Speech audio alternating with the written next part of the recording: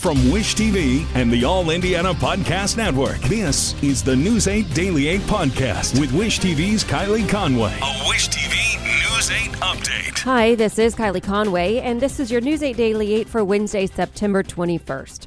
It's the last day of summer, and it's going to feel like it. Hot and humid with some increased cloud cover, even storm chances. Have scattered rain and storms, possibly this afternoon. Then the active weather is going to stick around for your Wednesday night. Can't rule out an isolated strong to severe storm, according to our Storm Track 8 team, this afternoon and evening, with damaging winds and hail being the primary threats. Highs look to soar into the low to mid-90s. Heat index values for some places will push near the triple digits. And this is ahead of a major cool down. Waking up tomorrow morning, it is going to feel dramatically different than it does today. Indianapolis police say a man is dead after a hit and run on the city's south side. It happened about 10:30 last night on State Road 37 near Epler Avenue. Police say they found someone dead in the middle of the southbound lanes. Police say the victim was male but haven't given an age or name. So far, IMPD says there are no witnesses, there's not been an arrest, and no information about the car or truck that hit him. Bloomington police identified a man they say barricaded himself in the sewers near IU. Police arrested Eli Schwartzentruber last evening. It all started around 9:30 in the morning at Seminary Park. Police say officers responded to reports of a man swinging a steel rod, then throwing a hatchet at people. Officers searched the area. They say they then found Schwartzentruber's clothes near a storm drain along First Street. Police tried to get him to come out of the sewer, but say that he threatened to shoot the officers. Authorities eventually used city utility cameras and found Schwartzentruber near 6th and Indiana Avenue. That's when police say they used a police dog to arrest him beneath Kirkwood Avenue. Officers found a machete in the sewer and several rifle cartridges, but no gun.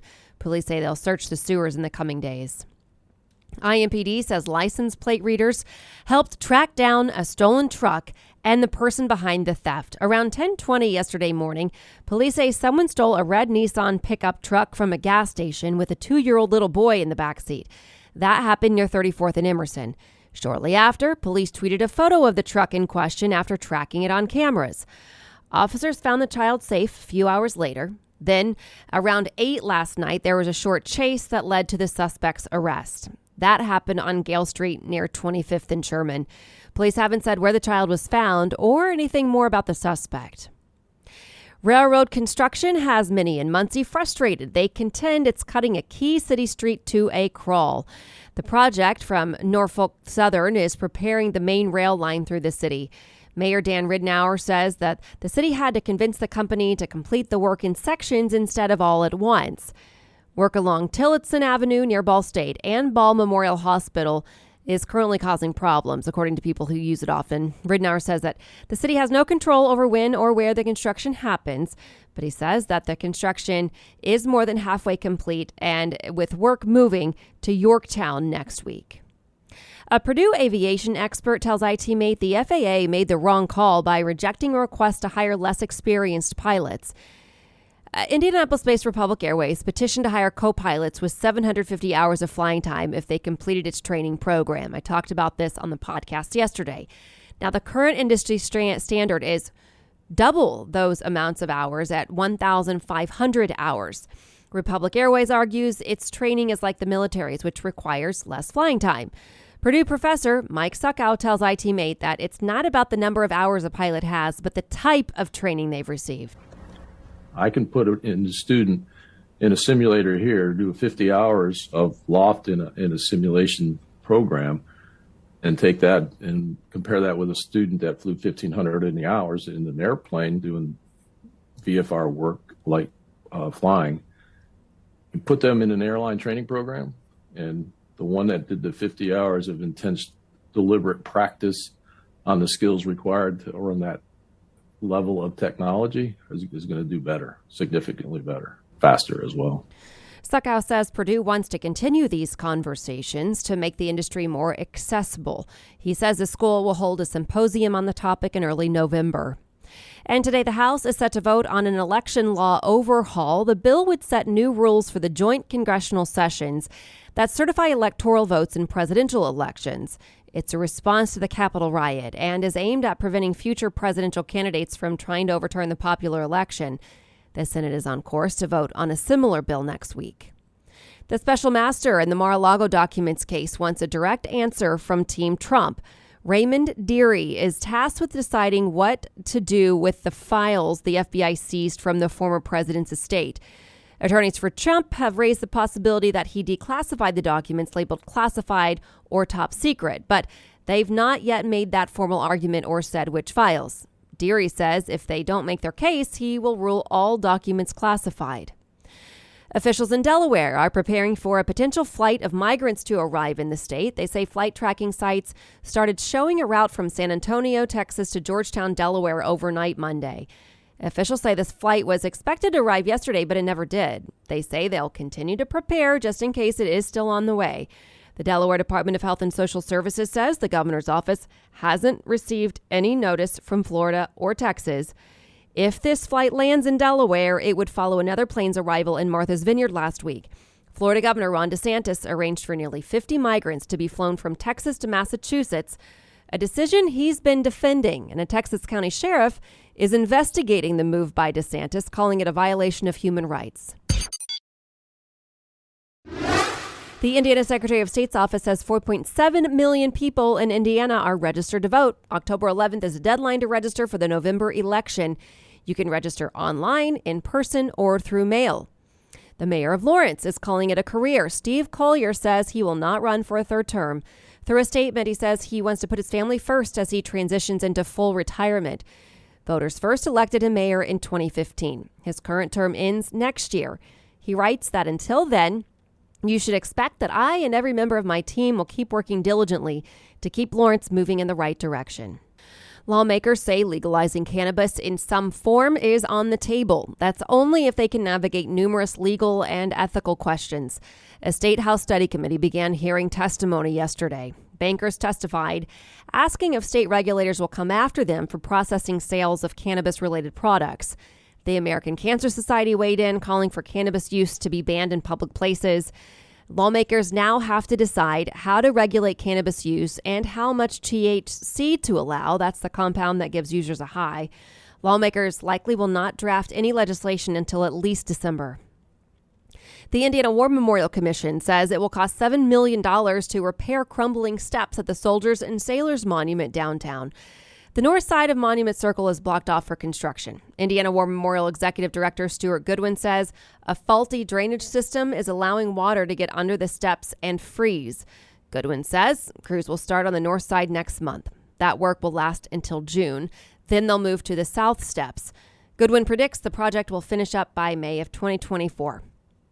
Today, parents, community members, and schools can weigh in on a proposed charter school in Carmel. Valor Classical Academy will host the public forum. The school hopes to open its new campus at the recently closed Orchard Park Elementary School next fall. Valor is suing Carmel Clay Schools for the building. State law requires school districts to give over empty buildings to charter organizers to buy or lease for just $1. But Carmel Clay Superintendent Michael Beresford says the district is still using the building for storage and community trainings. Tonight's meeting starts at 6 at the Holiday Inn on Pennsylvania Parkway. You can also file public comment online through the end of the business day Friday. A family is suing over an off-field injury at the Little League World Series. A player fell out of a bunk bed at the player's dorm, leaving him badly hurt. We reported on Daybreak when the injury happened. Family members say Easton Oliverson suffered a fractured skull and brain bleeding. He returned home from the hospital last week through an attorney, though the family says he's not doing well. A new negligence lawsuit names Little League and the company that manufactured the bed. Today, sentencing on state charges for a former Minneapolis, Minnesota police officer for his role in the deadly arrest of George Floyd. Thomas Lane pleaded guilty to a charge of aiding and abetting second-degree manslaughter. He's already serving a 2.5-year federal sentence. Prosecutors and attorneys for Lane are recommending a 3-year sentence for the state case. They also agreed to let him serve both penalties at the same time. 48 people in Minnesota are now federally charged in what prosecutors call the largest COVID-19 related fraud scheme to date. The Justice Department says the defendant stole $250 million from the federal child nutrition program. It provides meals to low-income children. Officials say that they created companies that claim to offer food to thousands of children across the state. Prosecutors say, though, few meals were even actually served, and more than $250 million were used to instead buy luxury cars, property, and jewelry. The defendants now face charges including conspiracy, wire fraud, money laundering, as well as paying and receiving illegal kickbacks. Hurricane Fiona is now a Category 4 storm, reaching winds of 130 miles per hour. The National Hurricane Center says Fiona is making its way from Turks and Caicos and headed to Bermuda. FEMA is sending crews to Puerto Rico to help after the storm slammed the island, cutting power to more than 1 million people.